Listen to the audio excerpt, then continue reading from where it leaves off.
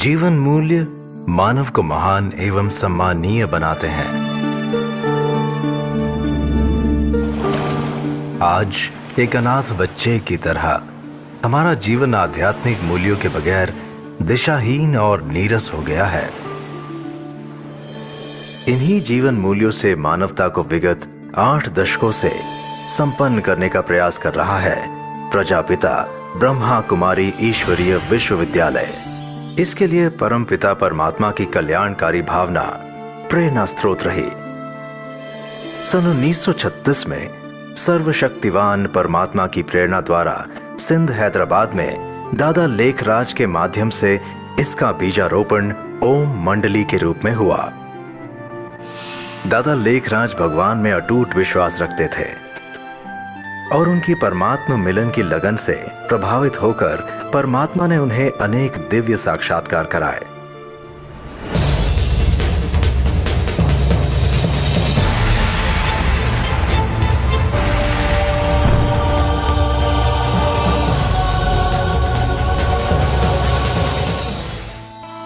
और उन्हें प्रजापिता ब्रह्मा नाम देकर नए युग की स्थापना के लिए निमित्त बनाया।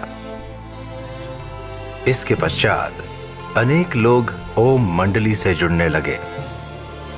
ब्रह्मा बाबा ने नारी शक्ति को आगे रखते हुए संस्था का नेतृत्व माताओं और बहनों को सौंपा।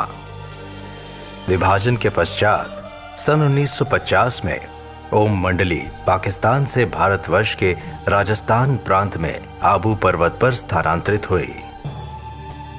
तत्पश्चात ब्रह्मावत्सों ने लोक कल्याण हेतु अपने कदम देश विदेश में बढ़ाए और यह संस्था प्रजापिता ब्रह्मा कुमारी ईश्वरीय विश्वविद्यालय के नाम से विख्यात हुई। 18 जनवरी 1969 में संस्था के संस्थापक पिता श्री ब्रह्मा बाबा अपनी देह को त्याग कर अव्यक्त हो गए। तब संस्था का कार्यभार दादी प्रकाशमणि जी ने संभाला। उनके कुशल नेतृत्व में आज ये संस्था सारे विश्व में 133 देशों में अपनी 9000 से अधिक शाखाओं के साथ एक विशाल वटवृक्ष का रूप ले चुकी है तथा आबू पर्वत स्थित पांडव भवन संस्था का अंतर्राष्ट्रीय मुख्यालय बना। इसके अलावा देश विदेश में भी मूल्यनिष्ठ समाज के लिए प्रत्येक वर्ष 1000 से भी अधिक राष्ट्रीय और अंतर्राष्ट्रीय स्तर पर संगोष्ठियां एवं सम्मेलनों का आयोजन किया जाता है। सन 1981 में संस्था को संयुक्त राष्ट्र संघ के गैर सरकारी संगठन एनजीओ के सदस्य के रूप में मान्यता प्राप्त हुई तथा संयुक्त राष्ट्र संघ ने मानवता की सेवा के लिए संस्था को 7 शांति पुरस्कारों से सम्मानित किया।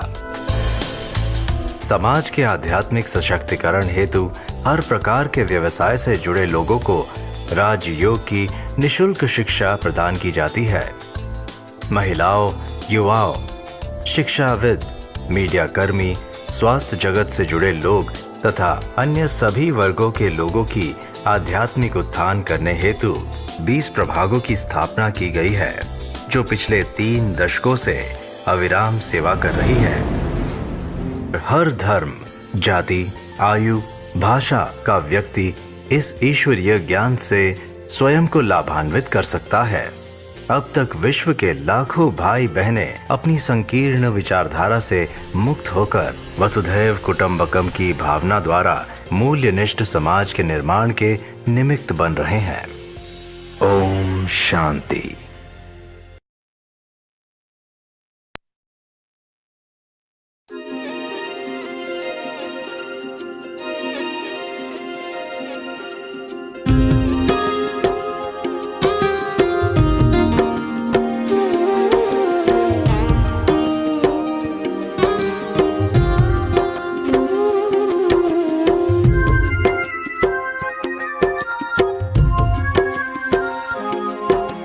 जैसा सोचोगे तुम वैसा बन जाओगे, जैसा कर्म होगा वैसा फल पाओगे। श्रेष्ठ कर्म का आधार है, खुद का कर लो दर्शन। यही जीवन का सार है, यही जीवन का सार है। जैसा सोचोगे तुम वैसा बन जाओगे। जैसा कर्म होगा वैसा फल पाओगे।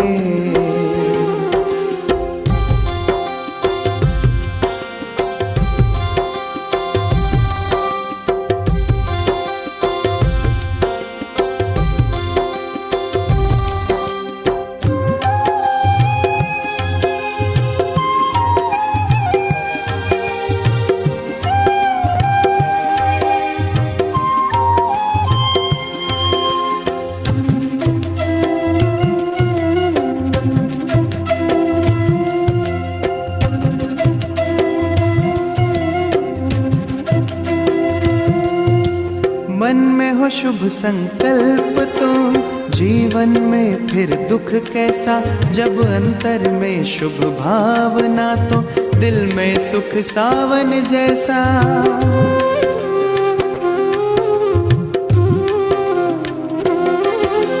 हार कर जो ना हारे जीत उसी की होती है। घनघोर अंधेरे में भी जलती जगमग उसकी ज्योति है। जैसा देखोगे तुम वैसा बन जाओगे। जैसा चाहोगे तुम वैसा बन जाओगे।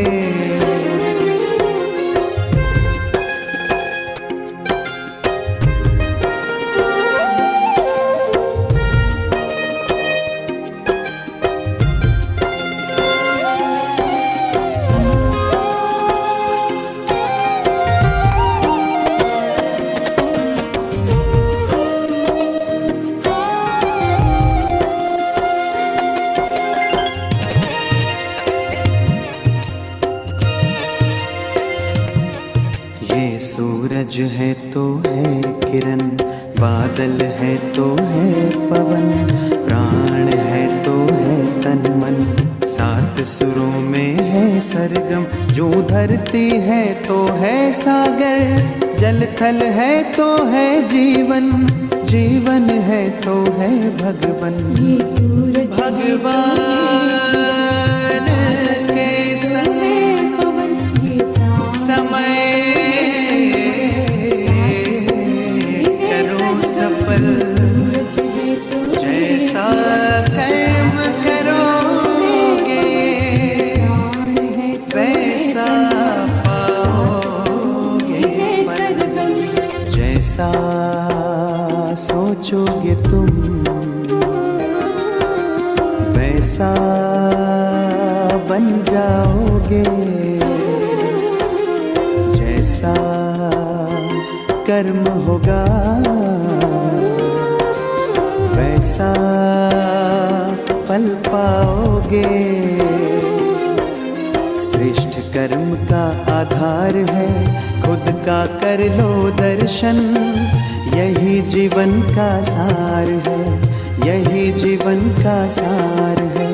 जैसा सोचोगे तुम वैसा बन जाओगे। जैसा कर्म होगा वैसा फल पाओगे। जैसा सोचोगे तुम वैसा बन जाओगे। जैसा कर्म होगा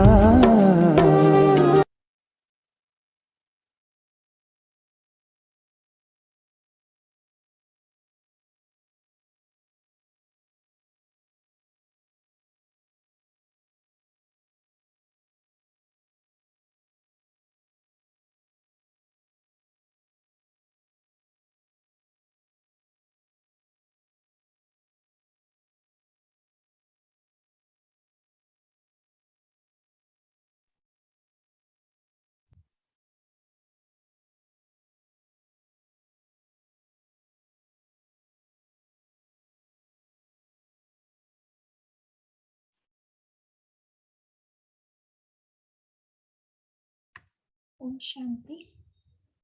आप सबका बहुत बहुत स्वागत है आज की राजयोग मीटिंग में, है ना। तो सबसे पहले मैं ये जानना चाहूंगी, जो फर्स्ट टाइम कोर्स कर रहे हैं वो अपना हैंड रेज करें। जिनका वीडियो ऑन है तो वीडियो से कर सकते हैं, और जिनका वीडियो ऑफ है तो यहाँ पे एक ऑप्शन आता है हैंड रेज का, उसमें भी आप कर सकते हैं। पारुल गुप्ता फर्स्ट टाइम कर रहा है। और कौन फर्स्ट टाइम कर रहा है? चैट बॉक्स में भी लिख सकते हैं। अच्छा, रेडमी से कौन जुड़े हैं? अपना नाम चैट बॉक्स में लिख सकते हैं तो बताएंगे। अच्छा, काफी सारे नए हैं। रेशु बहन नए हैं, फर्स्ट टाइम जुड़े हैं। ठीक है, तो समझ में आ गया मुझे कौन नए जुड़े हैं। तारा पारिक, ओके, तारा बहन जुड़े हैं। ठीक है, तो आप सबका बहुत बहुत स्वागत है।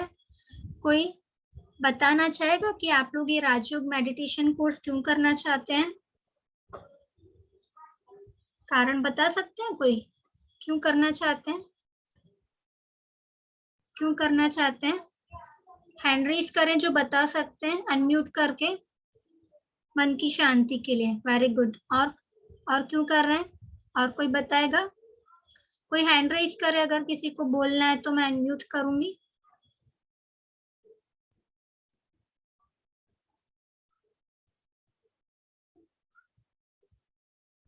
ठीक है, रेडमी से जो जुड़े हैं खुद को अनम्यूट कर सकते हैं। जी मैम, आपके बारे में बहुत सुना है, जी जी, इसलिए थोड़ा मन की शांति, सुकून मिले, थोड़ा माइंड एकदम अच्छे से फ्रेश हो जाए, इसलिए ये करने की कोशिश कर रही हूँ। अच्छा, वेरी गुड। सिस्टर, आपका नाम क्या है? तारा पारिक। हाँ, सिक्कर में मेरी सिस्टर है, उन्होंने, उमा पारिक ने आपका ज्वाइन कर रखा है। हाँ जी, हाँ जी। ये उनके थ्रू मैंने आपका ये नंबर लेके और ज्वाइन किया है। अच्छा, वेरी गुड। किसी ने लिखा है कि for Baba connection, Riyanshi Gupta. अच्छा, आप तो ऑलरेडी बीके हैं। किसी ने लिखा है अपने अंदर की नेगेटिव वाइब्स को हटाने के लिए, है ना। हमारे अंदर जो नेगेटिव विचार आते हैं, नेगेटिव तरंगे हैं, उसको हटाने के लिए हमें कोर्स करना चाहते हैं। और कोई बताना चाहता है? हैंड रेज करें, अनम्यूट करेंगे हम। अच्छा, वैसे सभी अनम्यूट हैं। कोई बताना चाहे तो अनम्यूट करके बता सकते हैं। ठीक है,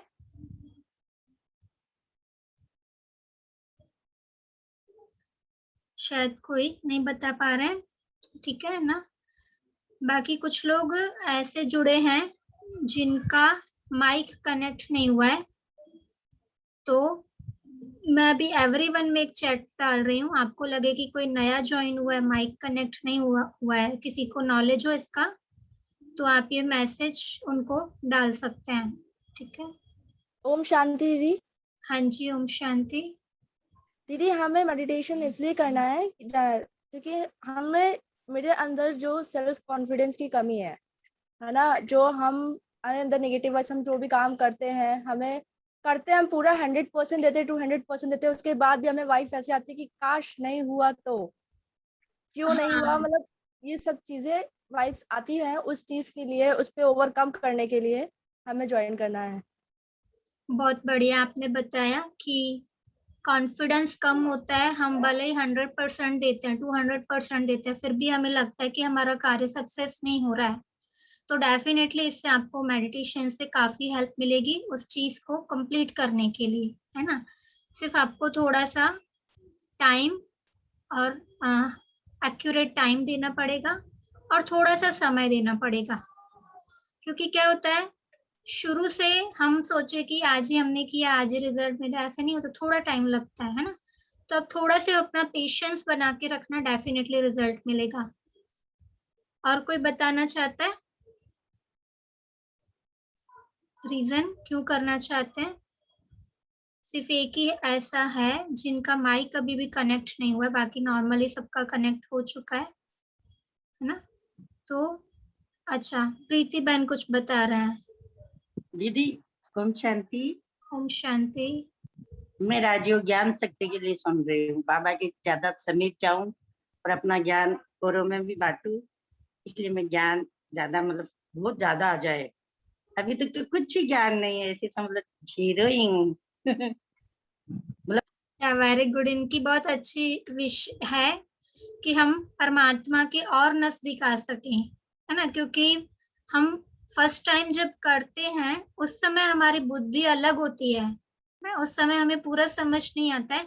लेकिन जब हम रेगुलरली इसके बाद जो मुरली क्लासेस होते हैं वो सुनते हैं तो हमें लगता है कि अभी हमें थोड़ा कम समझ आ रहा है, तो ये दोबारा सुनने से और क्लियर होता है। क्योंकि मुरली से जब हम कनेक्ट करते हैं धीरे धीरे हमारा नॉलेज का लेवल बढ़ता है, तो हमें लगता है अभी हमने कुछ मिस कर दिया, तो दोबारा सुनने से वो रिकवर हो जाता है। बहुत बढ़िया। और कोई बताना चाहता है?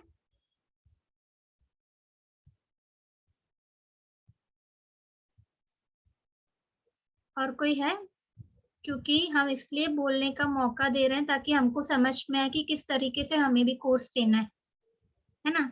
ऐसे नॉर्मली नए नए लोग जुड़ रहे हैं, तो अगर आप शेयर करेंगे तो ताकि किसी का और का मिस ना हो, है ना। तो इसलिए हम चांस दे रहे हैं ताकि आपके मन में क्या भाव है हमें पता चले, तो उसके अकॉर्डिंग फिर ये कोर्स में नॉर्मली तो हम जो परमात्मा ने हमें ज्ञान दिया वही सुनाते हैं, लेकिन बीच बीच में आपकी जो क्वेरीज होती है उसको हम थोड़ा सा सॉल्व आउट कर सकते हैं, है ना।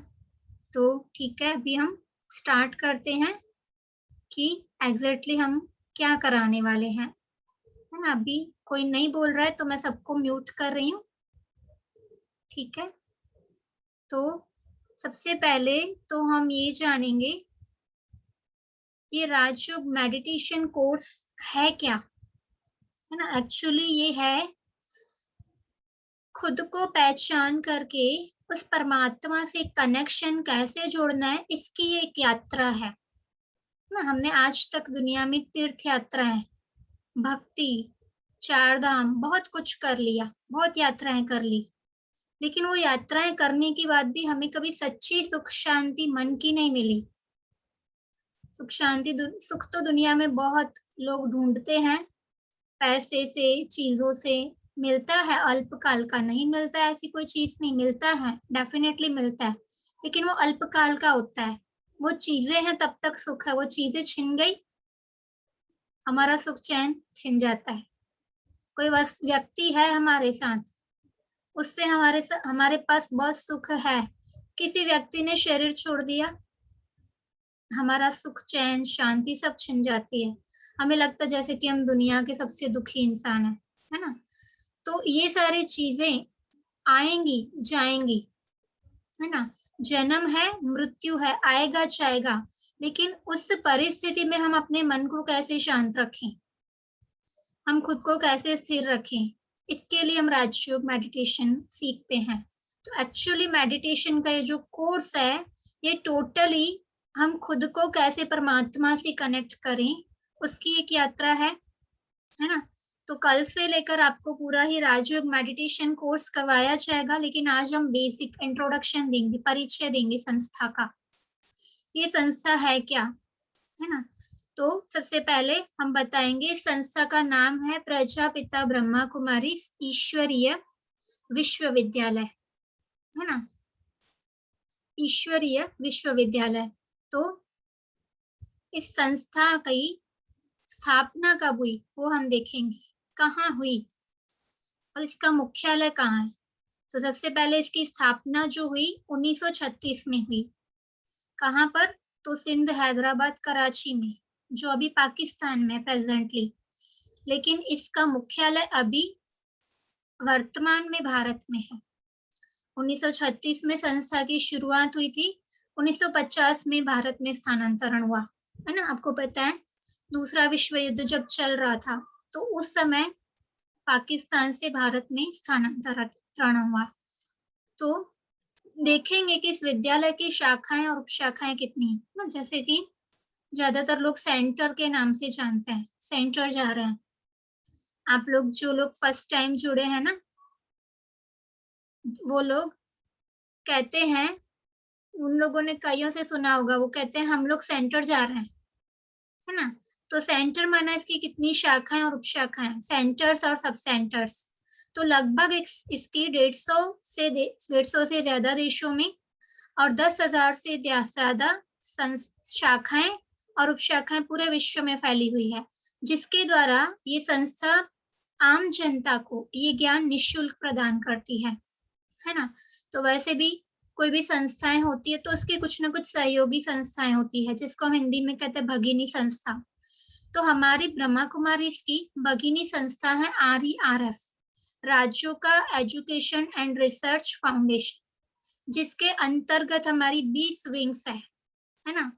वो विंग्स क्या है एक्चुअली, हम पहले आपको थोड़ा मुख्यालय दिखा रहे हैं। हमारा मुख्यालय जो है माउंट आबू में है, तो अब इस पिक्चर में देख पाएंगे माउंट आबू का चित्र, है ना।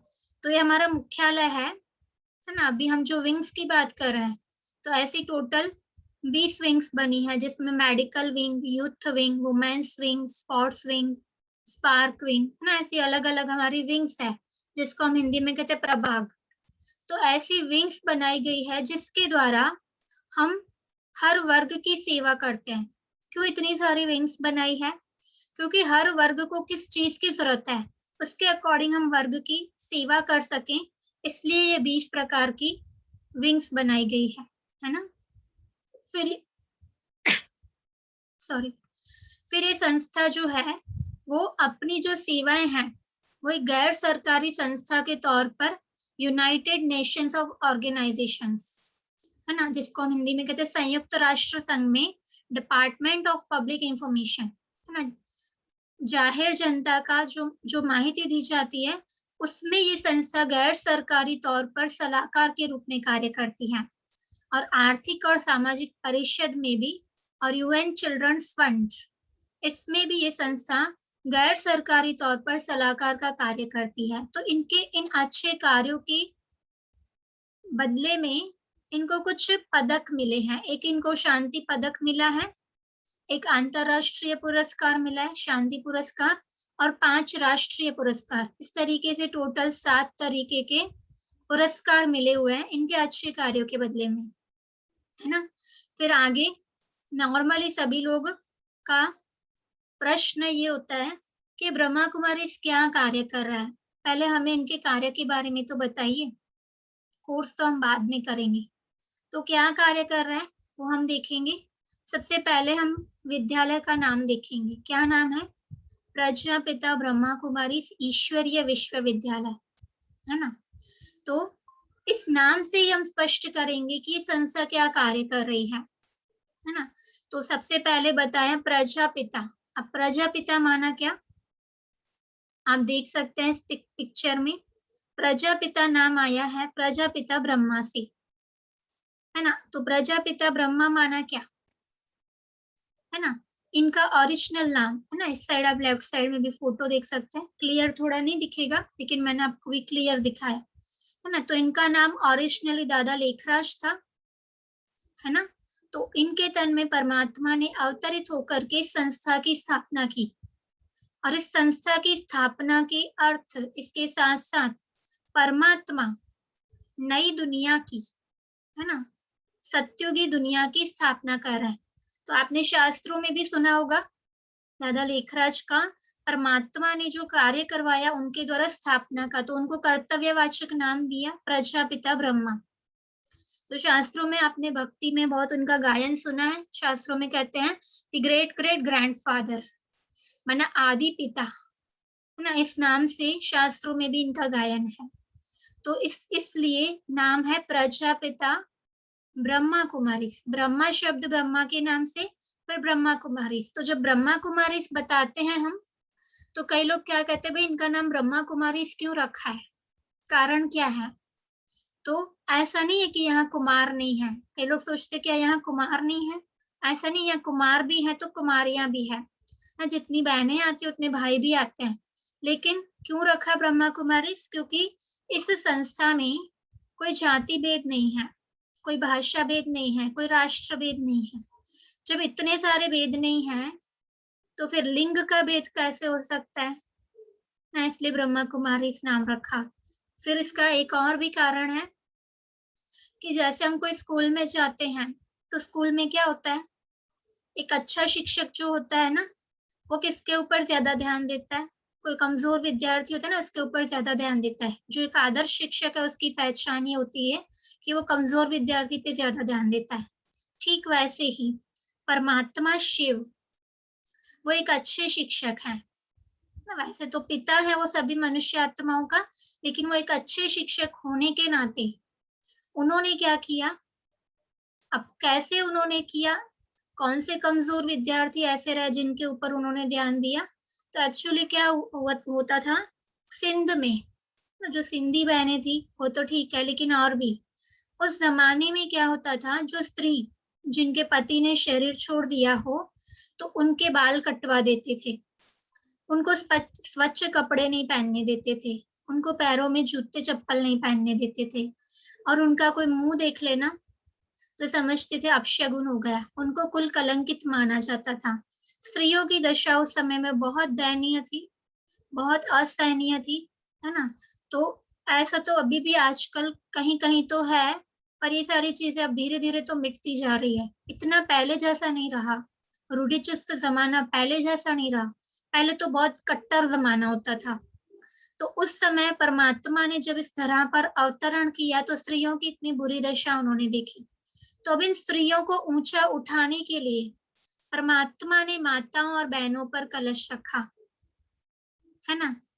तो इस वजह से मतलब ब्रह्मा कुमारी इस नाम रखा है ना। दूसरी चीज, इस संस्था में शुरुआत से लेकर जो भी कार्यभार है बहनों ने संभाला है, संचालिका अधिकारी जो भी कहो बहनें ही रही है ना। तो देखेंगे हम कौन कौन बहनें शुरुआत से हमारी संस्था की मुख्य प्रशासिका रही है। तो ये है मातेश्वरी जगदम्बा सरस्वती, है ना। तो एक्चुअली क्या हुआ था, जब परमात्मा ने ब्रह्मा के तन में अवतरण किया तो दादा लेखराज ने, है ना, ब्रह्मा बाबा ने अपने घर में शुरुआत किया सत्संग। तो थोड़े लोग बढ़ने लगे, तो 1937 में उनके मन में विचार आया कि क्यों ना ये ज्ञान छोटे बच्चों को दिया जाए, क्योंकि आने वाले सुंदर भविष्य का निर्माण ये बच्चे करेंगे ना। तो उन्होंने फिर एक बोर्डिंग स्कूल खोलने के लिए सोचा, और ये बोर्डिंग स्कूल खोलने के लिए इन्होंने 5 बहनों का नाम लिख करके एक ट्रस्ट बना दिया, है ना। उन 5 बहनों में ये मुख्य थी जगदम्बा सरस्वती, है ना, जिसको मम्मा कहते हैं प्यार से सभी लोग। तो ऐसे 5 बहनों के नाम से ट्रस्ट बनाकर इन्होंने अपना तन मन धन चल अचल संपत्ति जो भी थी वो समर्पण कर दिया और ट्रस्टी बन गए खुद। और ये ट्रस्ट इन 5 बहनों के नाम से कर दिया। तो हमारी संस्था की सबसे पहली मुख्य प्रशासिका ये मातेश्वरी जगदम्बा सरस्वती बने, है ना। इनकी एक्चुअली आयु तो बहुत कम थी, 18 की आयु में लगभग ये आ गए थे। और दादा लेखराज तो 60 वर्ष की आयु के थे। लेकिन उस समय माताएं बहनें काफी समर्पित हुई, तो बहनों और माताओं की पालना के लिए कोई बहन चाहिए ना, तो उन्होंने ये बहन को निमित्त बनाया। और स्वयं दादा लेखराज स्वयं भी इन्हें मम्मा कहा करते थे। तो इन्होंने 24 जून 1965 में अपना पुराना शरीर त्याग किया ना। उसके बाद दादा लेखराज माने ब्रह्मा बाबा और एक दीदी मनमोहिनी है, इन्होंने ये कार्य संभाला। पर 18 जनवरी 1969 में दादा लेखराज ने भी अपना पुराना तन त्याग किया। तब से फिर दादी प्रकाश मणि जी इस संस्था की मुख्य संचालिका बने, है ना। फिर इन्होंने भी 25 अगस्त 2007 में अपना पुराना तन त्याग किया। उसके बाद दादी जानकी जी ये हमारी संस्था की मुख्य प्रशासिका बनी। इन्होंने भी अपना पुराना तन 27 मार्च 2020 में त्याग किया ना। उसके बाद दादी गुलजार जी हमारी संस्था की मुख्य प्रशासिका बनी। ये परमात्मा के अवतरण का माध्यम भी थे, परमात्मा इनके तन में आकर के भी ज्ञान सुनाया करते थे। तो इन्होंने भी अभी लेटेस्ट ही 11 मार्च 2021 में अपना पुराना तन त्याग किया।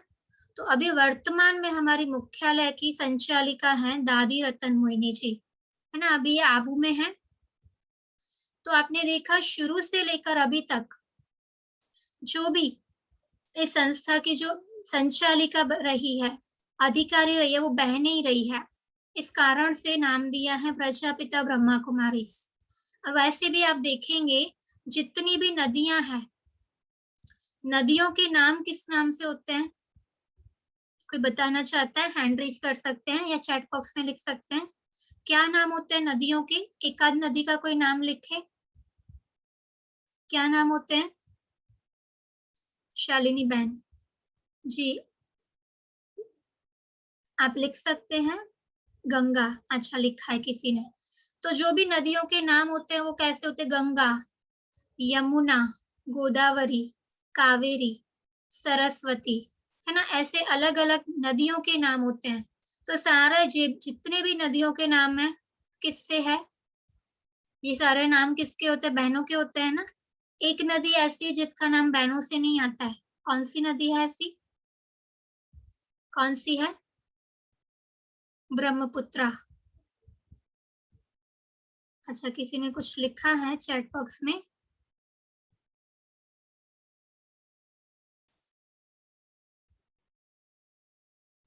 तो एक ब्रह्मपुत्र नदी ऐसी है ना, जिसका नाम बहनों से नहीं है। अच्छा, राहुल, आपने अपना नाम लिखा है, बाकी नदी का नाम गोदावरी। तो ब्रह्मपुत्र ऐसी एक नदी है जिसका नाम बहनों से नहीं है। तो परमात्मा ने ब्रह्मा के मुख से ये जो ज्ञान दिया, इसके फल स्वरूप ब्रह्मपुत्रा नाम आया, है ना। बाकी सारा नदियों के नाम बहनों के नाम से हैं, क्योंकि परमात्मा ने जो ये ज्ञान दिया है ब्रह्मा के मुख से दिया, लेकिन बाद में जो ज्ञान सुनाने का कार्य किया गया वो बहनों के द्वारा किया गया। इसलिए जो बहनें ज्ञान सुनाती हैं इनको कहते हैं ज्ञान गंगाएं। अब वैसे भी आप देखेंगे भक्ति में और शास्त्रों में जो दिखाते हैं इंडस नदी, वेरी गुड, किसी ने लिखा है इंडस नदी, है ना। सिंधु के किनारे रहने वाले हिंदू, ऐसा भारतीयों के लिए कहा गया है। विदेशी लोग सिंधु को इंडस कहते हैं, इसलिए इंडियंस नाम आ गया, हिंदू नाम आ गया हमारा। तो इसके बारे में भी हम डिस्कस करेंगे बाद में। तो actually Sindhu river, very good, हाँ। तो ऐसे कई नदियां हैं ना जिनका नाम बहनों के नाम से है। और दूसरी चीज कि परमात्मा ने तो ठीक है बहनों के सिर पर, माताओं के सिर पर कलश रखा तो ज्ञान गंगा बनी, लेकिन आपने भक्ति में और शास्त्रों में देखा होगा कि जब समुद्र मंथन हुआ था तो कलश किसको दिया गया? किसको दिया गया था वो कलश? लक्ष्मी जी को दिया गया था, है ना। तो इसलिए परमात्मा ने भी ये कलश बहनों और माताओं के नाम पे दिया। और वैसे देखेंगे आप तो बहनों के अंदर कुछ ओरिजिनल गुण होते हैं। कौन से गुण होते हैं? कौन से गुण होते हैं? नम्रता, सहन शक्ति, ये जो गुण है ये ज्ञान देने के लिए बहुत काम में आते हैं।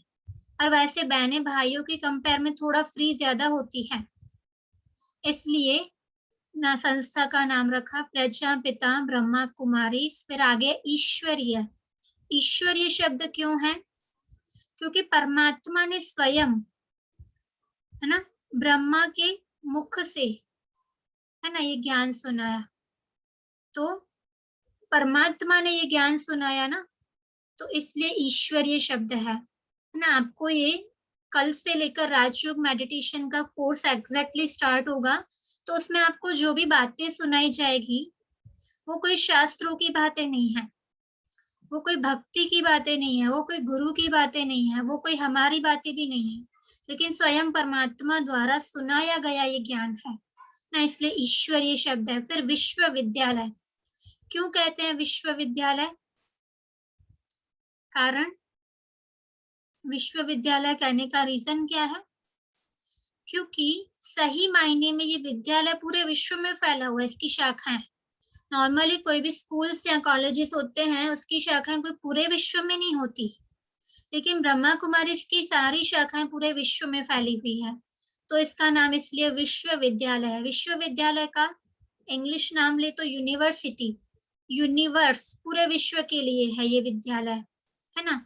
और आप जैसे स्कूल कॉलेजेस में जाते हैं तो वहां पर कुछ सब्जेक्ट्स होते हैं पढ़ाई के, तो इस विद्यालय में भी कुछ पढ़ाई के सब्जेक्ट्स है जिसका हम स्टडी करते हैं, है ना। वो सब्जेक्ट्स कौन से हैं अभी हम वन बाय वन देखेंगे। हमारा सबसे पहला सब्जेक्ट है ईश्वरीय ज्ञान, है ना, जिसको हम कहते हैं सहज ज्ञान। सहज ज्ञान क्यों कहा? उस स्कूल या कॉलेज में कुछ स्टैंडर्ड के बाद अच्छे स्कूल या कॉलेज में हमें एडमिशन चाहिए, तो क्या करते हैं हम? अच्छे मार्क्स भी चाहिए तब अच्छी कॉलेज में एडमिशन मिलता है, अच्छी डिग्री चाहिए, और अगर वो नहीं आया प्राइवेट में जाए तो पैसे चाहिए। लेकिन ये ज्ञान ऐसा है जहाँ कोई पैसे देने की जरूरत नहीं है, यहाँ कोई हमारी डिग्री नहीं देखी जाती, यहाँ पर अनपढ़ गंवार पढ़े लिखे जो भी चाहे ये ज्ञान आराम से ले सकते हैं, और यहाँ पर कोई फीस भी नहीं है ना। तो इसलिए सब हमारा फर्स्ट सब्जेक्ट है ईश्वरीय ज्ञान। और इस ज्ञान में हम क्या सिखाते हैं, तो मैं आपको थोड़ा शॉर्ट में मतलब सब्जेक्ट्स के नाम बता रही हूँ, कल से हम एक एक सब्जेक्ट पे डिस्कस करेंगे डिटेल में। तो सबसे पहले हम देखेंगे स्वयं की पहचान, कल और परसों 2 दिन, है ना। दूसरा, उसके बाद हम देखेंगे परमात्मा का परिचय, उसके नेक्स्ट डे परमात्मा के कर्तव्य, हाँ नेक्स्ट डे उसके कैसे हमें परमात्मा से कनेक्शन जोड़ना है, कैसे हम उससे मेडिटेशन करें, कैसे हम उससे अपनी बातें करें, तो वो हम देखेंगे राजयोगा मेडिटेशन में। फिर उसके नेक्स्ट डे हम देखेंगे कि हम जब राजयोग मेडिटेशन करते हैं तो हमें उससे क्या प्राप्ति होती है, हमें उससे क्या फायदा होता है, कौन सी शक्तियां मिलती है, तो वो हम अष्ट शक्तियों के बारे में देखेंगे। फिर उसके बाद हम देखेंगे कि अभी जो समय चल रहा है ना, लोग तो बहुत डरते हैं, महामारी का समय चल रहा है, कोरोना चल रहा है, क्या क्या कहते हैं, विनाश हो जाएगा, ये हो जाएगा, वो हो जाएगा। तो एक्चुअली हम समय के चक्र के बारे में देखेंगे 2 दिन। फिर उसके बाद हम देखेंगे कि हम कैसे पुनर्जन्म लेते हैं, हम कितने जन्म लेते हैं, और कौन सी योनि में हमारा जन्म होता है उसके बारे में देखेंगे। कर्मों की गुह्य गति के बारे में हम देखेंगे। फिर हम धर्मों के बारे में देखेंगे, है ना। फिर उसके बाद हम देखेंगे गीता का भगवान कौन है, किसने हमें गीता सुनाई, हमारा ओरिजिनल धर्म क्या है, उसके बारे में हम देखेंगे। तो 11 दिन हमारा ये पूरा हो जाएगा। उसके लास्ट दिन जो 12वां दिन होगा उसमें हम मुरली का इम्पोर्टेंस बताएंगे। ये मुरली का इम्पोर्टेंस किस लिए बताएंगे कि जो लोग आगे सुनना चाहते हैं मुरली क्लास उसके लिए, है ना। बाकी नॉर्मली 11 डेज में, कल से लेकर 11 दिन में ये सेशन पूरा होगा। तो अभी हम हमारा दूसरा सब्जेक्ट देख रहे हैं। फर्स्ट देखा ईश्वरीय ज्ञान, हमारा दूसरा सब्जेक्ट है सहज राजयोग, है ना। पहले हम खुद की पहचान प्राप्त करेंगे, हम कौन हैं, फिर हम उस परमात्मा का परिचय प्राप्त करेंगे। उसके आधार पर हमें उससे कैसे कनेक्शन जोड़ना है ये हम देखेंगे सहज राजयोग में ना। वैसे देखा जाए तो दुनिया में बहुत भक्ति है, बहुत क्रिया कांड है, बहुत पूजा पाठ, हवन, यज्ञ, तप, क्रियाएं, बहुत कुछ है। लेकिन यहाँ पर जो राजयोग मेडिटेशन सिखाया जाता है इसमें ना कोई हठ योग ना कोई कर्म कांड है, ना कोई भक्ति है, ना कोई पूजा है ना। वैसे भी देखा जाए तो दुनिया में जो हवन रचते हैं, जो पूजा पाठ करते हैं, उसमें कुछ टाइम की लिमिट होती है ना, 2-2, 3-3 घंटे कुछ यज्ञ चलते हैं, उसमें कंपलसरी बैठना पड़ता है। तो जब एक्चुअली उसमें हम बैठते हैं तो उसके लिए स्वास्थ्य अच्छा चाहिए। कोई बीमार व्यक्ति जाए कहीं बैठने के लिए तो वो आराम से बैठ पाएगा इतनी देर? नहीं।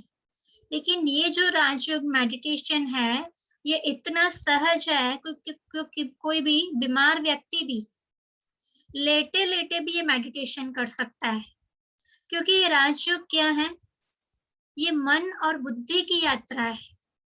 इसमें स्तन का एक्सरसाइज कराने की कोई जरूरत नहीं है। इस तन को हमें कुछ नहीं करना पड़ता जब हम मेडिटेशन में बैठते हैं, तन को सिर्फ शांत रखना होता है। तो मन और बुद्धि की एक यात्रा है तो मेडिटेशन माना एक तो होता है कि हम बैठ करके मन और बुद्धि की यात्रा करते हैं शांति से बैठ करके या लेटे लेटे, लेकिन एक होता है कर्म योग। ये मेडिटेशन हम कर्म करते हुए भी करते हैं। तो मन और बुद्धि की ही सिर्फ ये यात्रा है जो हम डिटेल में डिस्कस करेंगे, तो इसलिए इसको कहा सहज राजयोग, है ना। अभी हमारा तीसरा सब्जेक्ट है जिसको हम कहते हैं दिव्य गुणों की धारणा। आपको थोड़ा नजदीक से अगर ये पिक्चर देखेंगे तो दिखाई देगा कुछ गुणों के नाम लिखे हुए हैं। पवित्रता, निर्भयता, हर्षित मुक्ता, है ना, गंभीरता, रॉयल्टी। तो ये सब हमारे क्या है, गुण है ना। तो एक्चुअली वैसे तो चारों ही सब्जेक्ट हमारे बहुत इम्पोर्टेंट है, लेकिन ये सब्जेक्ट हमारा बहुत महत्व का है क्योंकि ये प्रैक्टिकल है ना। दुनिया में हमने बहुत सत्संग सुने, वहां हम जाते हैं, भजन कीर्तन बहुत सुना, एक कान से सुन रहे हैं, उधर से बाहर निकले, दूसरे से निकाल दिया, है ना, ऐसा करते आए हम। लेकिन यहाँ पर जब हम सुनते हैं तो यहाँ पर हमने जो सुना उसको हम अपने जीवन में धारण करते हैं, है ना। हमने जो भी सुना उसको हम अपनी प्रैक्टिकल लाइफ में धारण करते हैं। इसलिए ये हमारा महत्वपूर्ण विषय है कि सिर्फ सुनते नहीं, अपने जीवन में धारणा में भी लाते हैं, है ना। तो वैसे कोई भी हम स्टडी करते हैं दुनिया में, उस स्टडी में क्या होता है, हमारा कुछ लक्ष्य होता है। क्या लक्ष्य होता है, हमें डॉक्टर बनना है, हमें इंजीनियर बनना है, या कुछ भी हमारा जो लक्ष्य है उसके अकॉर्डिंग वो हम फील्ड चूज करते हैं, उसके अकॉर्डिंग हम पढ़ाई करते हैं। लेकिन यहाँ पर हम जो पढ़ाई पढ़ते हैं इसका लक्ष्य क्या है, यहाँ पर हम जो पढ़ाई पढ़ते हैं इसका लक्ष्य है, परमात्मा कहते नर ऐसी न करनी करे जो नारायण कहलाए, नारी ऐसी करनी करे जो लक्ष्मी कहलाए। तो इस पढ़ाई का लक्ष्य है मनुष्य से देवता बनना ना। परमात्मा आए हैं हमें ये पढ़ाई पढ़ा करके मनुष्य से देवता, है ना, राजाओं का राजा बनाने के लिए, देवता बनाने के लिए। तो ये है हमारी पढ़ाई का लक्ष्य, ठीक है। फिर हमारा चौथा सब्जेक्ट है जो है ईश्वरीय सेवा। यहाँ पर आप देख रहे हो ये बहनें सेवा कर रही है, लेकिन ये सेवा में भी ये हम बाद में डिस्कस करेंगे जब आप रेगुलर मुरली में आएंगे। अभी हम जो बेसिक सेवा होती है उसकी डिस्कशन कर रहे हैं। सेवा एक्चुअली क्या होती है, अभी आप ज्वाइन हुए, है ना, समझो आपने ये पूरा कोर्स किया, आपको अच्छा लगा, तो आप दूसरों को मैसेज दे सकते हो कि राजयोग मेडिटेशन का कोर्स करने से हमको बहुत फायदा हुआ, हमें ये प्राप्तियां हुई, तो आप दूसरे को बता सकते हैं। लेकिन पहले आप सुनेंगे, आपको अनुभव हो, आपको कुछ प्राप्ति हो तब ना। तो इसलिए आज भी आपको अगर कुछ अच्छा लगता है ना, आज भी आपको कुछ सुनने के बाद ऐसे लगा कि मुझे कुछ प्राप्ति हुई, तो आप आज भी किसी और को बता सकते हैं, किसी और को कल से ज्वाइन करवा सकते हैं, क्योंकि एग्जैक्टली तो कल ही स्टार्ट होगा हमारा फर्स्ट लेसन, है ना। तो आप पहले सुनेंगे, उसके बाद आप दूसरों को गाइड कर सकते हैं। या तो आपके नजदीक में सेंटर्स खुले हैं तो आप किसी और को आपके साथ ले जा सकते हैं ना, वहां से इतने छोटे छोटे पर्चे अगर आपको मिल जाए तो आप किसी को बांट सकते हैं, या आपके घर के आसपास आप कहीं प्रोग्राम ऑर्गेनाइज करके आपकी जो लोकल बहनें हैं नजदीक में रहती, उनको आप इनवाइट करके प्रोग्राम कर सकते हैं। पर ये सारी चीजें कैसी है, खुला है तो, सेंटर खुला है तो ना। अभी कोरोना के टाइम पे तो नॉर्मली सारे सेंटर्स बंद है ना। माउंट आबू से भी सबको डायरेक्शन मिला हुआ है कि आप ऑनलाइन ही कोर्स और क्लासेस कराइए, तो नॉर्मली सब कुछ ऑनलाइन ही चल रहा है। तो आप ऑनलाइन के लिए भी किसी को गाइड कर सकते हैं कि आप ऑनलाइन ही सुन सकते हैं। तो ये है हमारा लास्ट सब्जेक्ट सेवा। लेकिन ये कब कर सकते हैं, जब हमने इस ज्ञान को समझा, जब हमको मेडिटेशन से कुछ अच्छी अनुभूति हुई ना, जब हमको कुछ धारणा हुई, फायदा हुआ, तब हम बता सकते हैं। वैसे कईयों को तो एक दिन में भी होता है, कईयों को सालों लग जाते हैं, है ना। ये हमारे ऊपर डिपेंड, हमें कैसे फील हो रहा है ना। तो बेसिक इंट्रोडक्शन जो है ये पूरा हुआ। अभी हम कुछ एक्स्ट्रा चीजें देख रहे हैं पिक्चर के माध्यम से, है ना। वैसे तो हमने संस्था का नाम जान लिया, लेकिन इस संस्था का दूसरा नाम है राजस्व अश्वमेघ अविनाशी रुद्र गीता ज्ञान यज्ञ ना। अब इसका अर्थ क्या होता है? राजस्व माना परमात्मा हमें आए हैं राजाओं का राजा बनाने के लिए। अब राजाओं का राजा बनाने आए हैं तो सबसे पहले हमारे मन से हमें शरीर के ऊपर कंट्रोल करना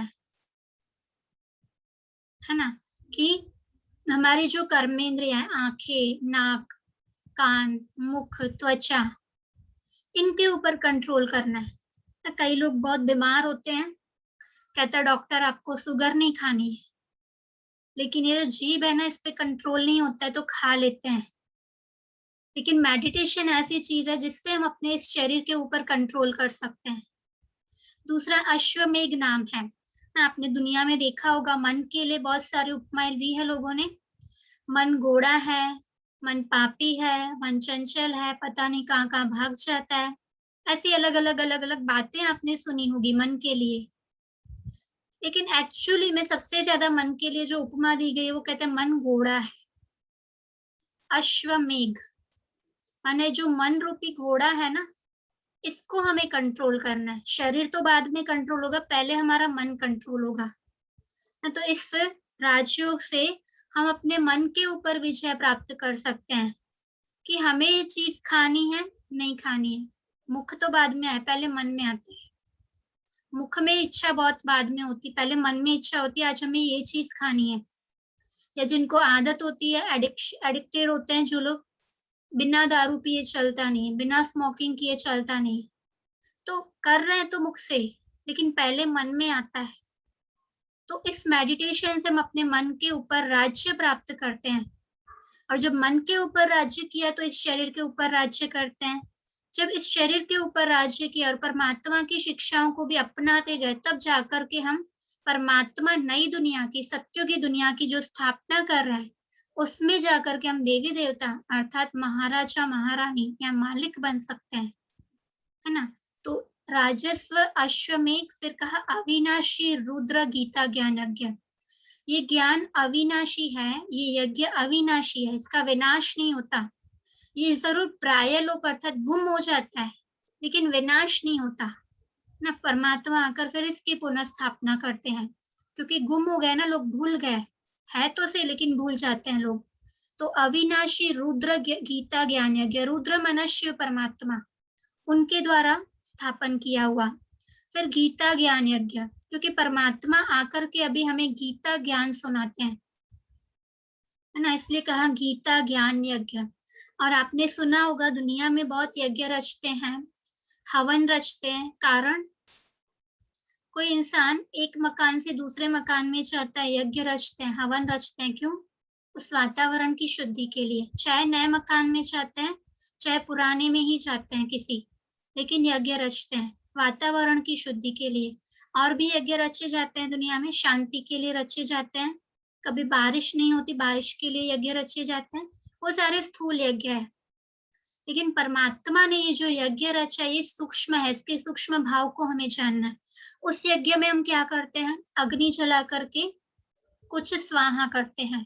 तो परमात्मा ने ये जो ज्ञान रचा या ज्ञान यज्ञ रचा, तो परमात्मा कहते हैं मुझे याद करो, है ना। गीता में एक शब्द है मन मना भवा, मन एक मेरे में लगाओ, मुझे याद करो, मामेकम याद करो, ये सारे शब्द गीता में हैं। तो जब हम परमात्मा को याद करते हैं तो हमारा जो परमात्मा से कनेक्शन होता है, वो कनेक्शन, वो याद है ना, उसको हम कहते हैं अग्नि। वो योग, वो याद अग्नि के समान है, जिसमें हमारे पूरे विकर्म विनाश हो जाते हैं। इतने हमने जो पाप कर्म किए वो सारे भस्म हो जाते हैं ना, इसलिए इसको कहा यज्ञ, ज्ञान यज्ञ। तो उस याद की अग्नि जला करके, जलाना माना कोई अग्नि नहीं जलानी, लेकिन जब हम उसको याद करते वो अग्नि है, तो उस अग्नि में हम क्या करते हैं? हम वो दुनिया के जो यज्ञ होते हैं उसमें जौ, तिल और घी, ये चीजें स्वाहा करते हैं ना, वो स्थूल चीजें हैं। अब जौ माना ये हमारा जो पुराना तन है, इसको स्वाहा करना। स्वाहा करना माना जलाना, मरना नहीं। स्वाहा करना माना हमें ये समझना है कि ये तन जो है ये परमात्मा की अमानत है, इस तन को हमें निमित्त समझ करके, ट्रस्टी समझ करके अच्छे कार्यों में यूज करना है। दूसरा दिखाते हैं, तिल को स्वाहा करते हैं। अब तिल सूक्ष्म होते हैं, वैसे हमारा मन भी सूक्ष्म है, तो हमें मन स्वाहा करना है, माना मन बुद्धि से परमात्मा को याद करना है ना। फिर घी द्रव्य पदार्थ है, घन पदार्थ है, तो घी के बदले यहाँ हम धन स्वाहा करते हैं। अब ऐसा नहीं कि हम तन मन धन परमात्मा को दे दे, सारा धन वहां दे दे, वैसी बात नहीं है। तन मन धन स्वाहा करना माना मन बुद्धि से हम ये समझे कि ये तन मन धन सब परमात्मा की अमानत है, हम उसका यूज कर रहे हैं ट्रस्टी बन करके अच्छे कार्यों में ना। वैसे आप देखेंगे जो लोगों को कुछ बुरी आदतें होती है ना, तन से करते हैं ना, बीड़ी सिगरेट जुआ ड्रिंकिंग गुटखा तम्बाकू शराब जो भी है, वो सारी चीजें किससे करते हैं, यहाँ से तन से करते हैं ना। तो हमारे जो संस्कार है, बुरे संस्कार, ये तन से हमने अपनाए हैं बुरे संस्कार, तो इन संस्कारों को, बुरे संस्कारों को परमात्मा पर स्वाहा करना है।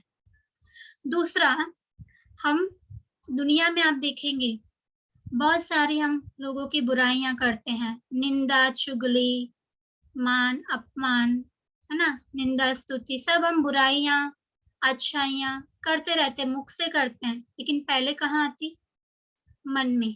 फलाना व्यक्ति ऐसा है, समय पे उठता नहीं है, काम करता नहीं, किससे कर रहे हैं, मुख से।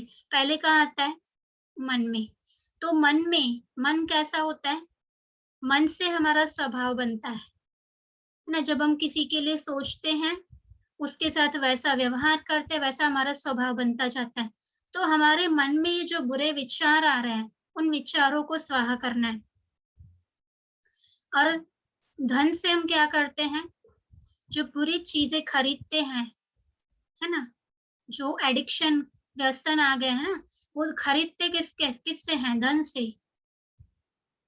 तो वो जो आदतें हैं, जो बुराइयां हैं, उन आदतों को भी स्वाहा करना है, क्योंकि धन भी तो हम वेस्ट कर रहे हैं ना, वो धन किसका, परमात्मा का। तो उसको हम या तो अपने लिए अच्छे कार्य में या तो दूसरों के लिए अच्छे कार्य में लगाएंगे, है ना।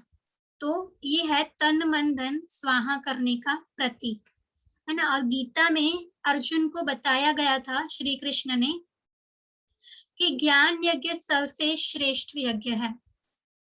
तो अभी परमात्मा ने जो ज्ञान यज्ञ रचा है, उसमें से ये जो आप ज्ञान सुन रहे हैं, तो यही ज्ञान यज्ञ सर्वश्रेष्ठ यज्ञ है। और अर्जुन को क्या कहा था, क्या कहा था, आपको कर्म नहीं छोड़ना है, आपको संबंधों को नहीं छोड़ना है, लेकिन इसी घर में रहते हुए, इसी संबंधों के बीच रहते हुए क्या करना है, निष्काम भाव से कर्म करना है ना। फल की इच्छा नहीं रखनी है। कई लोग कहते हैं हम फल की इच्छा रखे बिना कर्म करें कैसे, क्यों नहीं कर सकते। हाँ, हमें कई लोग कहते हैं अच्छा हम फल की इच्छा ना रखें तो फिर हम कुछ सोच समझ के कर्म ना करें। इसका भाव ये नहीं कि आप सोच समझ के ना करो, कर्म तो सोच समझ के करना ही है। हम किसी को मदद करते हैं, मदद करने से पहले सोचते हैं ना कि इसको मदद करें या नहीं, इसको जरूरत है या नहीं, ये पात्र है या नहीं। ऐसा नहीं होता कि हमें पता है कि ये व्यक्ति फलाने को हमने दान दिया, इसने वो चीज बेच करके दारू पी लिया, ऐसे व्यक्ति को दान नहीं करते हम, है ना। तो जब हम दान करते तो भी सोच समझ के करते हैं ना। तो वैसे ही जो भी कर्म करें हम निष्काम भाव से करें, सोच समझ केवल करें लेकिन निष्काम भाव से, क्योंकि कर्म करेंगे फल तो मिलना ही है, ये तो डेफिनेट चीज है। आप आशा रखो या ना रखो, मिलना ही है ना। इसलिए कहते हैं आशा रखे बिना किसी की मदद करो, आशा रखे बिना हमारे सारे कर्म हम करें, क्योंकि उसका अच्छा या बुरा फल तो फिक्स है ना। कर्म किया तो उसका फल तो मिलना ही है ना, ये कर्म का लॉ है, कर्म का नियम है। तो निष्काम भाव से कर्म करने की अर्जुन को शिक्षा दी गई थी, है ना। तो अभी हमने जो देखा राजस्व अश्वमेघ अविनाशी रुद्र गीता ज्ञान यज्ञ, तो यहाँ पर ये कलयुग के मनुष्य दिखाए हैं, ये अपने इस ज्ञान यज्ञ में मैंने ऐसा जला करके नहीं, लेकिन परमात्मा की याद जो है योग अग्नि है, उसमें ये लोग अपनी बुराइयों का, काम क्रोध लोभ मोह अहंकार, है ना, इसके ये लोग आहुति देते हैं, इसको स्वाहा करते हैं। तो जब ये काम क्रोध लोभ मोह अहंकार का को स्वाहा करते हैं, तो आने वाली सत्युग की दुनिया में ये देवी देवता बन जाते हैं, है ना। तो परमात्मा ने ये ज्ञान जो दिया है, उसके लिए कई लोग पूछते हैं कि आपका हम ज्ञान सुनते हैं ना, तो हमें फीस क्या देनी पड़ेगी, क्या फीस लेनी है? अच्छा आप बताओ, क्या फीस देंगे? चैट बॉक्स में लिखें, क्या फीस देंगे? कितनी फीस देंगे आप हमें? क्या देंगे? हम मस्त ऐसे जस्ट जॉब कर रहे हैं। ये ज्ञान एक्चुअली निःशुल्क सिखाया जाता है, इसकी कोई फीस नहीं होती, लेकिन फिर भी परमात्मा इतना ऊंचे से ऊंचा परमात्मा हमें ये ज्ञान दे रहा है, तो कुछ तो फीस हमें देनी चाहिए या नहीं देनी चाहिए? मुझे नहीं, उस परमात्मा को देनी है या नहीं देनी? तो परमात्मा कहता है कि अपने ये 5 खोटे सिक्के मुझे दे दो। 5 खोटे सिक्के माना ये जो बुराइयां हैं, काम क्रोध लोभ मोह अहंकार, ये मुझे दो। इतना तो दे सकते हैं। अच्छा सारे के सारे नहीं दे सकते, धीरे धीरे एक एक करके तो दे सकते हैं। आज से हम परमात्मा को क्रोध दे सकते हैं? जो समझते हैं हम परमात्मा को आज क्रोध अर्पित करते हैं, हाथ उठाएं। कौन करेंगे क्रोध अर्पण? एक भी आत्मा नहीं।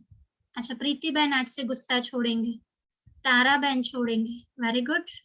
रेशु बहन छोड़ेंगे, शालिनी बहन, है ना। गुस्सा देना है हमें परमात्मा को। फायदा किसको होना है? देने से फायदा किसको है? परमात्मा को है, मुझे है। किसको फायदा है? मुझे फायदा है ना, क्योंकि मेरा स्वास्थ्य अच्छा रहेगा, मेरे संबंध मधुर रहेंगे, और किसी को फायदा नहीं है। फायदा जो भी है वो हमें ही है, तो देंगे या नहीं? जो समझते देंगे, अभी भी रह गए हैं हाथ उठाएं। देंगे ना। हम सभी आज से परमात्मा को अपना गुस्सा देंगे, क्योंकि इससे हमारे मन को शांति मिलेगी, है ना। तो ठीक है, धीरे धीरे तो देंगे ना, एकदम से नहीं, धीरे धीरे देंगे, ठीक है। तो ये 5 खोटे सिक्के हमें देने हैं, है ना, जिससे हम क्या करेंगे। जैसे ही हम गुस्सा छोड़ेंगे, तो सबसे पहले हम खुद के ऊपर राज्य कर पाएंगे। मुझे गुस्सा नहीं करना है, तो मैंने अपने ऊपर राज्य प्राप्त कर लिया, तो हमने स्व पर अधिकार प्राप्त किया। तो इस स्व अधिकार से हम फिर पूरे विश्व पर अधिकार प्राप्त कर सकते हैं, है ना। तो बेसिकली हमारा पूरा हुआ परिचय, इंट्रोडक्शन पूरा हुआ, लेकिन हमारे पास थोड़ा सा टाइम है। और अब जितने भी लोग जुड़े हैं, सभी लोग डेफिनेटली, एक पक्की चीज है कि आप चाहें तो भी आप अभी आबू रोड की विजिट नहीं कर सकते, माउंट आबू की, माना ब्रह्मा कुमारी संस्था की विजिट नहीं कर सकते। इसलिए हम आपको थोड़ा थोड़ा जो माउंट आबू है ना, उसका थोड़ा थोड़ा यहाँ पर दर्शन कराते हैं, है ना, ताकि आप जब फ्री बैठते हैं ना, मन बुद्धि से आप उसको याद कर सकते हैं। तो हम देख रहे हैं संस्था के वैसे मुख्य 4 परिसर है। पहला परिसर है हमारा पांडव भवन। 1950 में जब भारत में स्थानांतरण हुआ, तो 51 में पांडव भवन बना। दूसरा मुख्य परिसर है ज्ञान सरोवर, है ना। तीसरा मुख्य परिसर है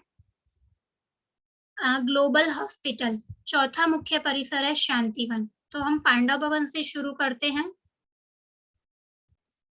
है ना। ये हमारा पांडव भवन है ना, इसका गेट है। दुनिया में जैसे भक्ति में 4 धाम की यात्रा करते हैं, वैसे इस पांडव भवन में 4 धाम बने हुए हैं, है ना। तो ये है सबसे पहला बाबा का कमरा, है ना। अब आप सोचेंगे बाबा माना क्या, इनका बाबा कौन सा है? यहाँ पर बाबा कोई देहधारी को नहीं बोलते हैं। एक्चुअली जब आप सुनेंगे शब्द बाबा, तो दुनिया में हमारे घरों में जो बच्चे होते हैं, वो अपने पिता को पिता कहते हैं, पापा कहते हैं, डैडी कहते हैं, रिस्पेक्ट से पापा कहते हैं, नाम से नहीं बुलाते हैं। वैसे ही परमात्मा शिव हमारे पिता हैं, हम सभी मनुष्य आत्माओं के वो पिता हैं, तो उसको हम प्यार से बाबा कहते हैं, है ना। तो दूसरा ये दादा लेखराज है, इसको भी हम ब्रह्मा बाबा कहते हैं। लेकिन ये सभी हम मनुष्य आत्माओं का, न देहधारियों का, ब्राह्मणों का पिता है, लेकिन वो परमात्मा हम सभी आत्माओं का, दुनिया की सारी आत्माओं का वो पिता है। तो यहाँ पर जो एक बाबा का कमरा बना हुआ है, ये बाबा का कमरा क्या होता है, यहाँ पर बैठ करके परमात्मा को याद करते हैं लोग ना, जिससे उनके मन को बहुत शांति मिलती है। तो यहाँ आप ये जो देख रहे हैं, ये भाई जी बैठे हैं, यहाँ पर ये दीवार है, आगे का पोर्शन थोड़ा बड़ा है, पीछे थोड़ा छोटा है। तो एग्जैक्टली ये जो हॉल है, ये पहले इतना ही हुआ करता था, आधा ना। परमात्मा ये ब्रह्मा के तन में प्रवेश करके अपने बच्चों से यहाँ पहले मिलते थे, फिर इस कमरे को बड़ा बनाया गया। तो कहते हैं कि ये जो बाबा का कमरा है, जब आपको बहुत ज्यादा शक्ति की आवश्यकता है ना, जब हम थक जाते हैं, दुनिया से हार जाते हैं कि पता नहीं मेरे साथ ही ऐसा क्यों होता है, मैं ही इतनी दुखी क्यों हूँ, है ना। अभी तो कोरोना चल रहा है, सभी लोग डरे हुए हैं, सभी लोग भय में, चिंता में जी रहे हैं, पता नहीं हमारा क्या होगा, हमारे संबंधियों का क्या होगा ना, पैसे कैसे कमाएंगे, क्या होगा, कैसे होगा, बहुत सारे डर हैं। कमजोर हो गई ना आत्मा, इसलिए भय आ गया है, इसलिए चिंताएं आ गई है। तो जब हमें शक्ति चाहिए, जब हमें मजबूत स्ट्रांग बनना है, तो मन बुद्धि से इस कमरे में पहुंच जाए, है ना। तो ये हमारा पहला धाम है इस संस्था में, जो पांडव भवन में बना हुआ है।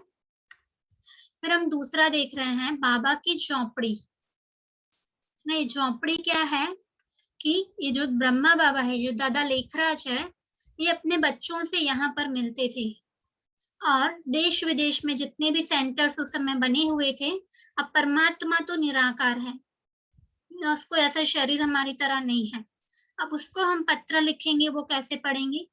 तो इसलिए दादा लेखराज को पत्र लिखती थी बहनें, भाई, जो भी स्टूडेंट्स हैं, और वो ब्रह्मा बाबा पढ़ करके फिर उन पत्रों का जवाब, रिप्लाई भेजते थे पोस्ट से। तो इस झोपड़ी में बैठ करके वो पत्र लिखा करते थे। तो इस झोपड़ी के लिए कहते हैं कि जब आपको परमात्मा से बातचीत करनी हो ना, है ना, आध्यात्मिक भाषा में उसको हम कहते हैं रूह रिहान, परमात्मा से जब हमें बातचीत करनी है, तो इस बाबा की झोपड़ी में पहुंच जाओ, है ना, हमारे दिल की वो बातें सुनता है। फिर अभी हम देख रहे हैं, है ना, इसको हम कहते हैं शांति स्तंभ, है ना। दादा लेखराज ने जब अपना पुराना तन त्याग किया, तो इनका अंतिम संस्कार स्थान पे किया गया था ना, उसकी यादगार में ये शांति स्तंभ बना हुआ है। तो यहाँ जब हम बहुत अशांत हो जाते हैं ना, तो यहाँ पहुंच जाए, हमें बहुत मन की शांति मिलेगी। यहाँ पर अलग अलग ब्रह्मा बाबा ने अपने जीवन में जो धारणाएं की, उसके महावाक्य लिखे हुए, ये एक साइड लिखे हुए दिख रहे हैं, फिर दो पीछे ऐसे चारों साइड लिखे हुए हैं। तो यहाँ पर आकर देश विदेश के जो लोग हैं, इनको काफी प्रेरणा मिलती है इन महावाक्यों से। तो ये हमारा तीसरा धाम है। चौथा धाम हम जब देख रहे हैं, इसको हम कहते हैं हिस्ट्री हॉल ना। यहाँ आप देख सकते हैं, हिस्ट्री माना इतिहास, है ना, क्योंकि 1936 ये इतिहास हो गया ना, भूतकाल हो गया। तो यहाँ पर जो पहले थे उन सभी के फोटोज लगे हुए हैं। दादी का मुझे नाम नहीं पता है, ये दादा लेखराज, और ये अभी आपने जो मातेश्वरी जगदम्बा सरस्वती का फोटो देखा वो है ना। फिर ये दीदी मनमोहिनी जी है ना, 1965 से जिन्होंने कार्य संभाला। फिर कल 12 मई था ना, 12 मई 2001, उस दिन भ्राता जगदीश जी ने अपना पुराना शरीर छोड़ा था, कल उनकी पुण्यतिथि थी। तो अपने शास्त्रों में और भक्ति में सुना है, संजय बताते हैं, जिनको दिव्य दृष्टि दी गई थी, जिन्होंने धृतराष्ट्र को महाभारत के युद्ध के बारे में महल में बैठते बैठते बताया था। तो परमात्मा इनको कहते हैं संजय है। तो परमात्मा ने इनको दिव्य बुद्धि ऐसी प्रदान करी थी कि इन्होंने क्या किया, बहुत, है ना, शुरू से लेकर 2001 तक इन्होंने बहुत सारी पुस्तक लिखे ब्रह्मा कुमारी के। तो अभी तक आपके सामने जो भी पुस्तक, ना, कुछ लोग इसमें संस्था से जुड़े होंगे जिन्होंने कुछ बुक्स पढ़ी होगी, तो जितने भी लिटरेचर के बुक्स हैं, ये इन्होंने लिखे थे 2001 तक। अभी कुछ और लोगों ने भी लिखे हैं, लेकिन 2001 तक इन्होंने बहुत सारे बुक्स लिखे। फिर ये हमारी दादी प्रकाशमणि जी है ना, ऐसे कई पुराने पिक्चर हैं। तो वो आपने जो सबसे पहले बाबा का कमरा देखा, पहले परमात्मा वहां आते थे, वो कमरा जब छोटा पड़ने लगा तो परमात्मा यहाँ आते थे, है ना। तो इसको हम कहते हैं हिस्ट्री हॉल। इसके लिए क्या कहते हैं कि जब आपके मन में बहुत ज्यादा व्यर्थ संकल्प आते हैं, बहुत व्यर्थ विचार चल रहे हैं, बहुत नकारात्मक विचार चल रहे हैं, तो आप मन बुद्धि से यहाँ पहुंच जाओ, है ना। तो इसको कहते हैं हिस्ट्री हॉल। पर धीरे धीरे धीरे धीरे ये हॉल भी छोटा पड़ने लगा, क्योंकि परमात्मा के जो बच्चे हैं, जो ये ज्ञान सुनने वाले हैं, वो लोग बढ़ने लगे, है ना। तो फिर ये बना यूनिवर्सल पीस हॉल ना, पांडव भवन जो हमने गेट दिखाया उसके अपोजिट में ही ये बना हुआ है। यहाँ पर 3000 लोग बैठ सकते हैं, इतनी इसकी सुविधा है ना। तो पूरा ही जो पांडव भवन है, इसका जो संचालन है ना, वो 400 भाई बहने, समर्पित भाई बहने मिलकर के करते हैं। लेकिन है ना, 1936 से जो बहनें, जो माताएं आई थी, वो आज दादियां कहलाती हैं। बहुत सारी मेजोरिटी दादियों ने तो शरीर छोड़ दिया है, लेकिन कुछ कुछ दादियां हैं। तो इनके नेतृत्व में ना, इनके मार्गदर्शन में पूरा ये पांडव भवन का संचालन होता है। 400 समर्पित भाई बहने पूरा ध्यान देते हैं, ताकि कोई भी जो मेहमान आते हैं उनको कोई असुविधा ना। पहले तो ये बहुत ही इतनी सुविधाएं नहीं थी यहाँ पर पांडव भवन में, लेकिन धीरे धीरे अभी आधुनिक सुविधाओं से ये बनता जा रहा है। यहाँ पर सोलार से खाना बनता है ना। तो ये हमने देखा पांडव भवन। अभी हम देखेंगे संस्था का हमारा दूसरा परिसर, जिसको हम कहते हैं ज्ञान सरोवर। इसका दूसरा नाम है academy for a better world, है ना, अच्छे विश्व के लिए एकेडमी। तो ये बहुत ही सुंदर प्राकृतिक छटाओं में बना हुआ स्थान है। देख सकते हैं कितनी अच्छी ग्रीनरी है। और ये आप देखेंगे ना, जो रास्ता है ये पहाड़ी रास्ता है ना, ऊपर जाने का। और ये जो आप बिल्डिंग देख रहे हैं, ये पूरा ही डाइनिंग हॉल बना हुआ है ना। तो ये है हमारा ज्ञान सरोवर, है ना। ये 35 एकड़ में बना हुआ है। खासकर यहाँ पर विदेशी लोग खासकर यहाँ पर विदेशी लोग रुकते हैं, है ना, उनके लिए स्पेशल सुविधाएं यहाँ पर दी गई है। तो ये हमारा दूसरा परिसर था। अभी हम देखेंगे तीसरा मुख्य परिसर हमारा, है ना। इसको हम कहते हैं global hospital and research centre, sorry. तो ये हॉस्पिटल में क्या होता है एक्चुअली, आपने सुना होगा माउंट आबू और तलहटी, इसके आसपास बहुत सारे छोटे छोटे गांव हैं जहां बहुत ही गरीब और आदिवासी लोग रहते हैं।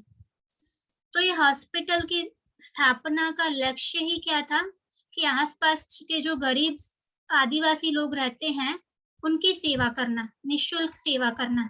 क्योंकि ज्यादातर जो भी यहाँ आते हैं उनके पास पैसा नहीं होता। जो लोग दे सकते हैं वो तो देते हैं, पर ज्यादातर यहाँ पर निःशुल्क सेवा होती है ना। 30 बेड ऐसे आदिवासी गरीब लोगों के लिए अलग से रखे गए हैं ना। यहाँ पर अलग अलग प्रकार से सेवाएं होती है ना। रोगों का इलाज होता है, वो किस तरीके से सब तो मुझे नहीं पता है डॉक्टरी लैंग्वेज में, लेकिन होम्योपैथी, एलोपैथी, आयुर्वेदिक, शल्य क्रिया ना, ऐसे अलग अलग प्रकार से रोगियों का उपचार होता है। दूसरा, जो हार्ट के पेशेंट होते हैं, अभी हार्ट के लिए तो bypass surgery, open heart transplantation, ये सब होता है। लेकिन यहाँ पर बिना बाईपास सर्जरी, बिना ओपन हार्ट ट्रांसप्लांटेशन, इन सारी सर्जरीज के बिना ही हृदय के रोगियों को सिर्फ एक अच्छे स्वास्थ्य के लिए एक अच्छी डाइट, मेडिटेशन और एक्सरसाइज से उनको ठीक किया जाता है। उनकी जो ब्लॉकेजेस होती है वो मेडिटेशन और अच्छी डाइट से ठीक हो जाती है।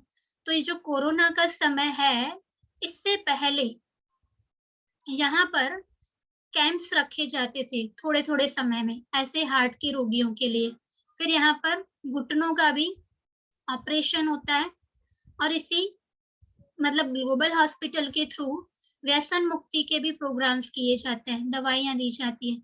तो ऐसे अलग अलग प्रोग्राम्स यहाँ से किए जाते हैं। और हमारी जो संस्था है, इसमें लगभग 15 से 20 हजार समर्पित बहनें, 15 से 20 हजार समर्पित भाई भी है इस संस्था में।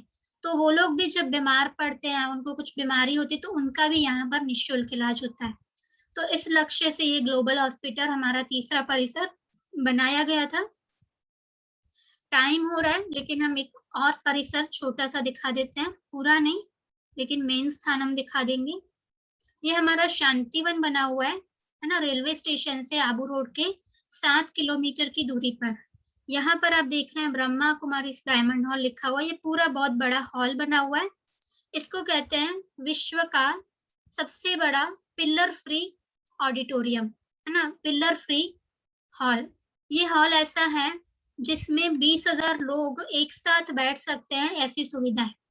20,000 लोग बैठते हैं, लेकिन एक भी पिलर नहीं है। दुनिया में इससे बड़े बड़े हॉल हैं, ऐसा नहीं है, लेकिन पिलर ना हो एक भी और 20,000 लोग बैठ सके, ऐसा एक विश्व में पहला ये एक हॉल है, जिसको हम कहते हैं डायमंड हॉल, है ना। इसको और भी कहते हैं डायमंड जुबली हॉल, है ना। तो जो हमने देखा दादी गुलजार जी फोटो देखा, इनके तन में पहले परमात्मा ब्रह्मा के तन में आते थे 69 तक, 36 से 69 तक, फिर 69 से अभी 2017 तक परमात्मा दादी गुलजार जी के तन में आकर के महावाक्य उच्चारित करते थे। तो ये था हमारा चौथा मुख्य परिसर, शांतिवन। ठीक है, तो आज हम यहाँ तक ही रखते हैं। इस शांतिवन के बारे में भी हम और कुछ बातें करेंगे, लेकिन वो हम लास्ट 13 डेज पे करेंगे, है ना।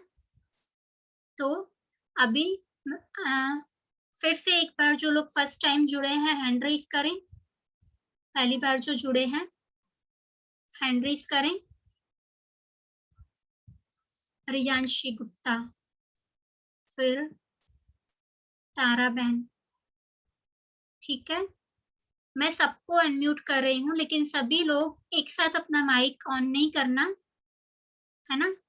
इसमें जो फर्स्ट टाइम जुड़े हैं, जैसे रियांशी बहन ने तो 3 दिन पहले किया हुआ है, लेकिन जो बिल्कुल फर्स्ट टाइम किया है, जिन्होंने पहले अभी बीच में 1 हफ्ता पहले या 2 दिन पहले जिन्होंने किया उसकी बात नहीं करे, लेकिन जो सबसे फर्स्ट टाइम जुड़े हैं वो लोग अपने को अनम्यूट करके जो भी प्रश्न है पूछ सकते हैं। पारुल बहन फर्स्ट टाइम जुड़े हैं।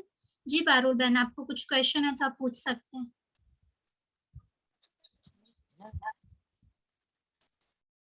हाँ जी, आप अनम्यूट हैं। तो और जो फर्स्ट टाइम जुड़े हैं वो अपना माइक अनम्यूट करके कुछ प्रश्न है तो पूछ सकते हैं। तो जैसे मैं नाम लेती हूँ, मुझे जहाँ तक दिख रहा है फर्स्ट टाइम जुड़ने वाले लोगों में गैलेक्सी A10s ना, मुझे नाम नहीं पता है इनका। हर्षिता बहन फर्स्ट टाइम जुड़ रहे हैं। कृष्णा बहन है या भाई जी मुझे नहीं पता है, फर्स्ट टाइम जुड़े हैं। पारुल जी, रेशु बहन ने शायद पहले किया हुआ है। रियांशी सिस्टर ने भी पहले किया हुआ है ना। फिर सोहा ने फर्स्ट टाइम जुड़े हैं। आपको कुछ क्वेश्चन है?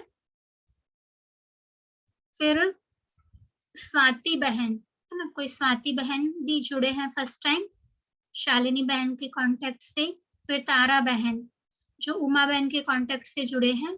तो आप सभी को कुछ भी क्वेश्चन है तो आप खुद को अनम्यूट करके क्वेश्चन पूछ सकते हैं। पारुल बहन तो कुछ पूछ रहे थे, लेकिन शायद गलती से अनम्यूट हो गए।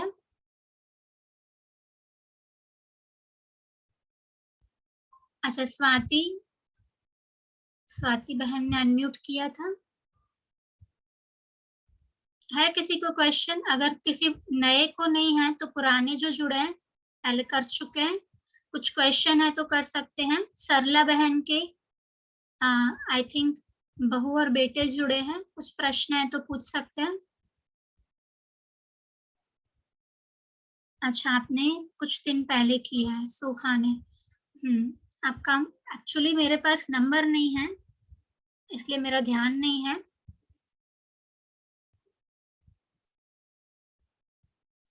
है किसी पुरानों को कुछ क्वेश्चन है या कुछ क्वेश्चन नहीं है? ठीक है, तो अभी हम थोड़ी देर एक सॉन्ग के माध्यम से मेडिटेशन करेंगे। कल से हम आपको कमेंट्री से मेडिटेशन कराएंगे, है ना। जब भी आप ये मीटिंग में जुड़ते हैं, एक चीज का आपको ध्यान रखना है। जैसे ही आप जुड़े ना, लेफ्ट साइड आपको अभी अनम्यूट लिखा हुआ दिखाई दे रहा होगा, लेकिन जब आप जुड़ेंगे तो यहाँ अनम्यूट के बदले आपको ज्वाइन ऑडियो दिखाई देगा, है ना। हेडफोन जो लगाते हैं ना, ऐसा सिंबल आपको दिखाई देगा। तो जैसे ही जुड़ते हैं उसको टच करना है। आपको दो ऑप्शन दिखाई देंगे, एक आएगा कॉल ओवर इंटरनेट और एक आएगा कॉल।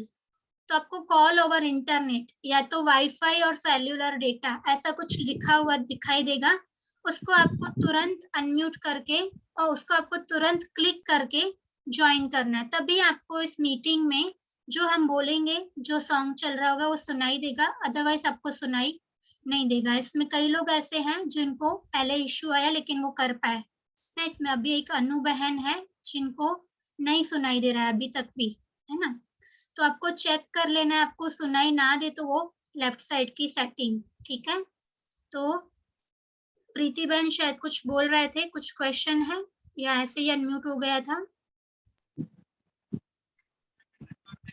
ओम शांति दीदी। ओम शांति। मैं शाम को ना मूल्य में अपना अनुभव बताने वाली हूँ। अच्छा, कोई बात नहीं। Thank you. तो ओम शांति। और किसी को कुछ कहना है? रियांशी बहन ने 3 दिन का कोर्स किया है, आगे का बाकी है आपका या ऐसे ही डायरेक्ट आप मुरली सुनते हैं?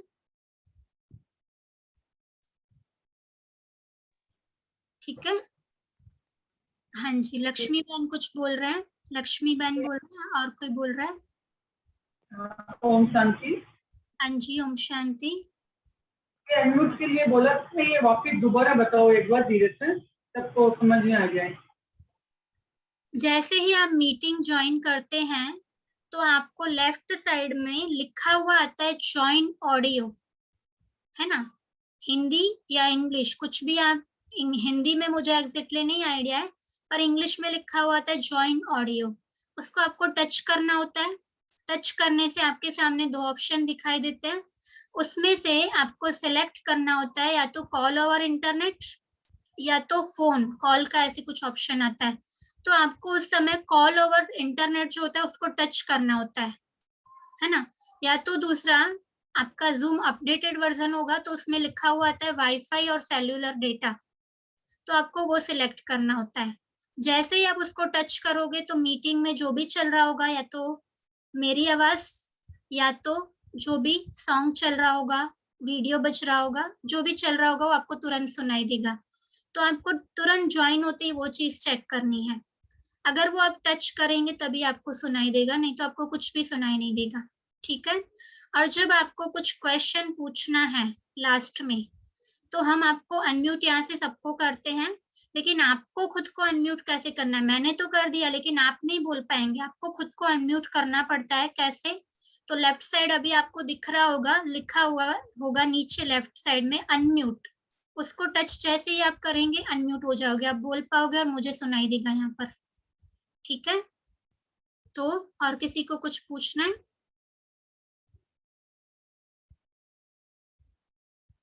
ठीक है, अगर कुछ क्वेश्चन नहीं है तो हम एक सॉन्ग से मेडिटेशन करेंगे। जिन लोगों को, ऐसे कुछ लोग जुड़े होंगे जो लोग ग्रुप में नहीं है, लेकिन सिर्फ अपना नाम मुझे मैसेज करना। ग्रुप में भले आपको नहीं जुड़ना है तो कोई जबरदस्ती नहीं है, लेकिन सिर्फ मेरे ध्यान में रहता है कि ये फर्स्ट टाइम जुड़े हैं। जैसे मीटिंग में आप जुड़ते हैं, मुझे किसी का नाम लेना होता है तो मुझे माइंड में रहता है कि ये लोग फर्स्ट टाइम जुड़ रहे हैं, है ना। तो ठीक है, अभी हम थोड़ी देर मेडिटेशन करेंगे, कोई लीव नहीं करना। एक सॉन्ग है बहुत सुंदर, आप सुनना, है ना। तो वो आप सुन के फिर ही लीव करेंगे, ठीक है। ओम शांति।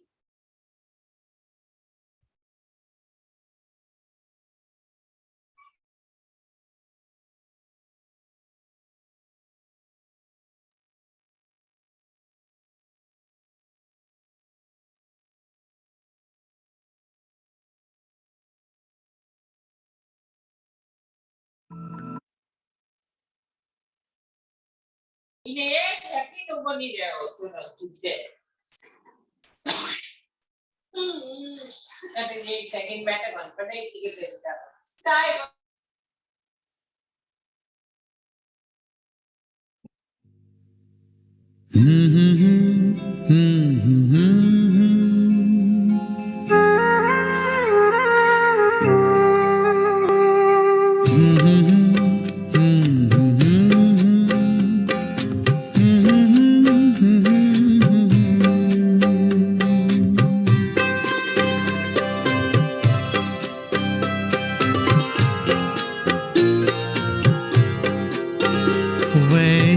तो जिंदगी में करने को बहुत कुछ है, वैसे तो जिंदगी में करने को बहुत कुछ है। पल भर निकालिए प्रभु के भी नाम पर,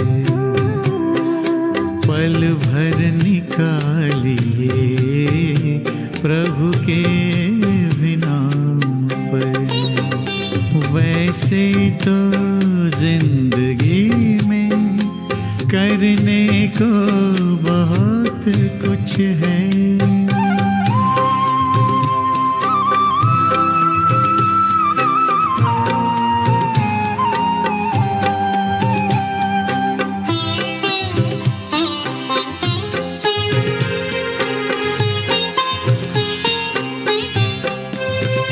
धड़कन का जब तलक है सीने में सिलसिला, धड़कन का जब तलक है सीने में सिलसिला, प्राणों का चल रहा है जब तक ये काफिला।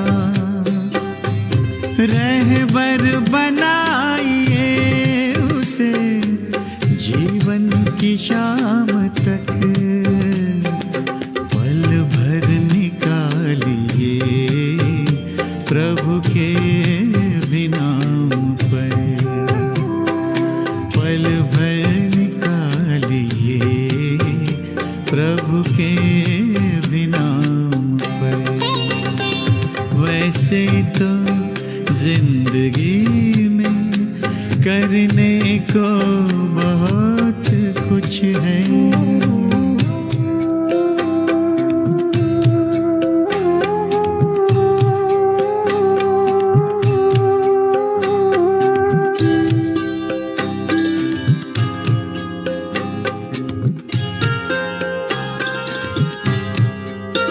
सिर पर सदा हमारे उसका ही हाथ हो, सिर पर सदा हमारे उसका ही हाथ हो। सुख दुख हो रात दिन हो हर पल ही साथ हो। ऐसा न हो कि याद करें उसको काम पर, पल भर निकालिए प्रभु के भी नाम पर, पल भर निकालिए प्रभु के भी नाम पर। वैसे तो जिंदगी में करने को बहुत कुछ है।